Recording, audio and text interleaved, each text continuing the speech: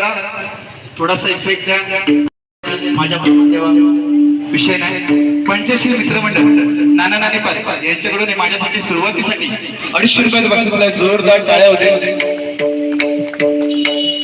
तसेच आमचे परम मित्र अमोल नाईक साहेब यांच्याकडून 200 रुपयाचं बक्षीस स्वीकारतो. धन्यवाद धन्यवाद धन्यवाद.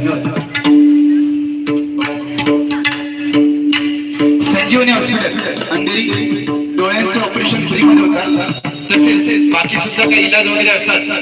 म्हणजे कोणाला जर काही राग वगैरे जास्त असतात तर तो पण कमी होऊ शकतात. एकदा भेट द्या.